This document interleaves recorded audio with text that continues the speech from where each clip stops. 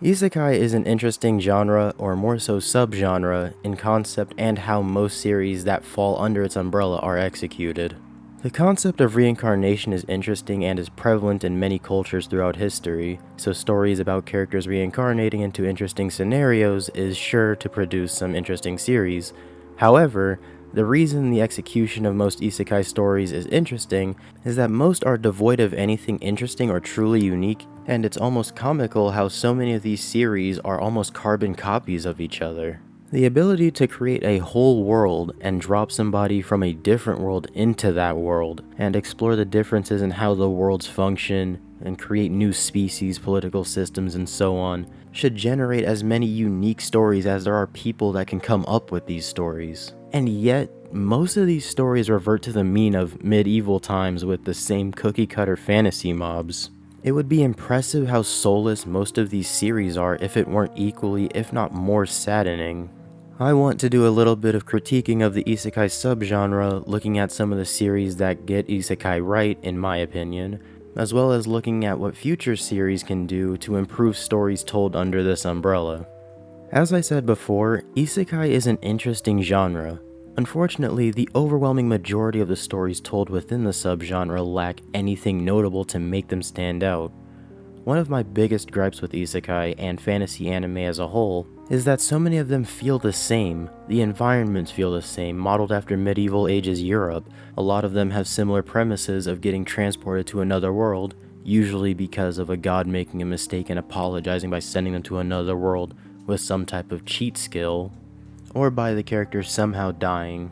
And ever since the popularity of That Time I Got Reincarnated as a Slime, every isekai has to have a dumbass gimmick like being a vending machine, onsen, spider, or something to that effect. A fantasy story, when done at its best, is creating new concepts and environments, showing the passion the creators had to the point that they created a new world and unique environments and creatures. And on top of that, you can have somebody from our world, or even another fantasy world, interact with this world and with the new cultures, religions, and environments. Unfortunately, that passion is almost non-existent in most isekai, and since most of them follow the same cookie-cutter outlines, that heavily limits what someone can do in this genre of storytelling. Even down to the types of characters you find in most of these stories. The main character tends to be some level of a copy of Kirito, lacking any real personality so the reader or watcher can paint themselves over the character, and his love interest or harem of women with one-note personalities that fell in love with him for no reason. Another problem that I frequently have, and that has, I believe, reasonably caused me to drop many series, is the amount of lollies in anime in general, but with fantasy series, you get a disgusting cliche of these women who look like children being adults and sometimes even like hundreds or thousands of years old, and thus to the worst person that you know, that makes them technically dateable. If you know somebody like that, stop talking to them. You're better than that. Overall, isekai stories feel like they don't take advantage of the genre that they are told in. If you have the opportunity to create an entire world, don't just make the world the same world every fantasy story is told in. Make something uniquely you and put your soul into it. With those criticisms said, there are a few isekai that stand out for a number of reasons. A very popular isekai, probably the most popular, is That Time I Got Reincarnated as a Slime. Slime stood out because, at the time it came out, there were very few isekai with an actual plot that was worth getting invested in, and even fewer with actual good characters like this series has. While the world this story is told in feels like a relatively standard fantasy world, there's the, at the time, unique enough element of it following somebody that was reincarnated as the weakest monster, and instead of the premise being about him beating a demon king or saving or even helping humanity in this world, he instead is building a kingdom for monsters and becomes a demon king to protect his friends that became his family. There's also ReZero. I watched ReZero a while back when people were still begging for it to have a season 2. Now, while I haven't seen the seasons following the first, I did enjoy the first season, and am aware why it works. It works because Subaru is a unique main character with a unique personality. The cast outside of Subaru, generally speaking, is also really good. All of them have their own unique personalities and have their own connections. This world feels lived in. This is one of the first popular isekai that centers a character that isn't powerful and isn't special in the way that you would expect a main character to be special. The series focuses around Subaru constantly dying and using his ability Return by Death to find an optimal outcome for him and his friends. Maybe I should pick this one back up and finish it.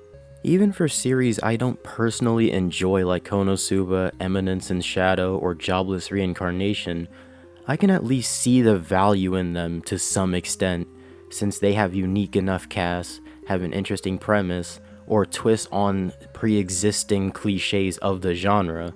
They don't feel like generic fantasy shows. So, with my criticisms and the series in this subgenre that I value being known, here are some things that if I were to make an isekai story, which is actually very tempting, that I would implement to give the story more soul and make a story that actually sticks with the readers and watchers. The first thing to do would be to give your world its own identity. This goes for any fantasy story, but especially one where someone from another world is interacting with the main world your story takes place in. Giving the world depth and something that is unique to that world, or something that is uniquely you in your own style, would elevate your story greatly.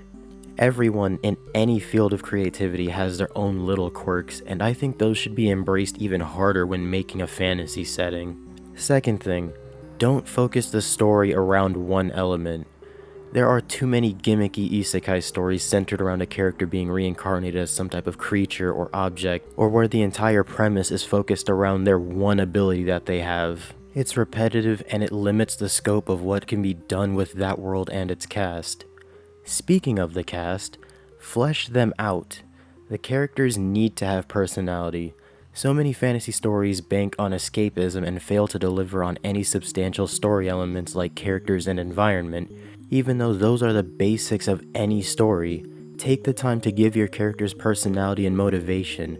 Do you want romance? Then give the characters chemistry. Do you want your characters to have rivals?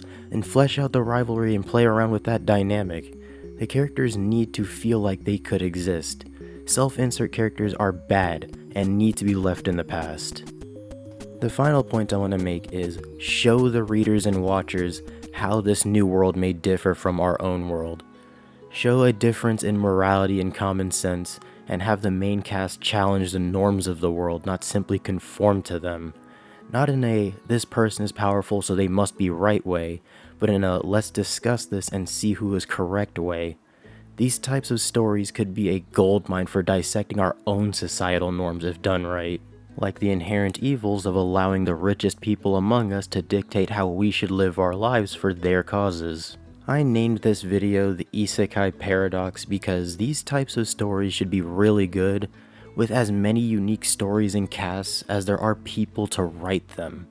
And yet, they just don't have that.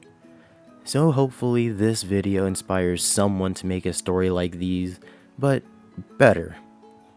That's what I've got for today. Have a nice day, and I'll catch you in the next video. Take care.